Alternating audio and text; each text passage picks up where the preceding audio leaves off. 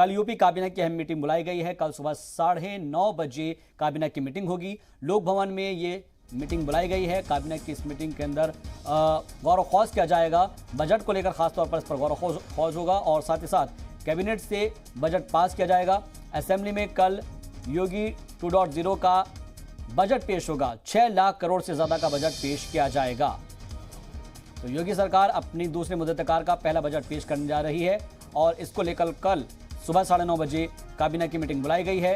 कल 9:30 बजे लोक भवन में काबीना की मीटिंग होगी। इस मीटिंग में बजट पर गौर खौज किया जाएगा, चर्चा की जाएगी।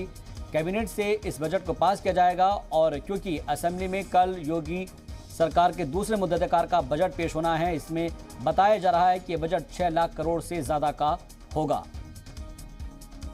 ऐसे में योगी सरकार का जो पहला बजट है, जो दूसरे मुद्दतकार का पहला बजट है, उसमें तकरीबन 6.5 लाख करोड़ का बजट ये हो सकता है और इसमें 23 मई से बजट सत्र की शुरुआत होगी।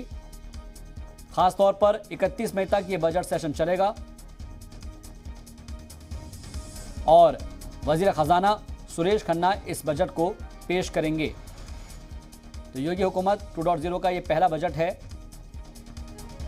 और जो कि तकरीबन 6.5 लाख करोड़ रुपए का बजट बताया जा रहा है। 23 मई से बजट सेशन की शुरुआत हो जाएगी और 31 मई तक ये बजट सेशन चलेगा।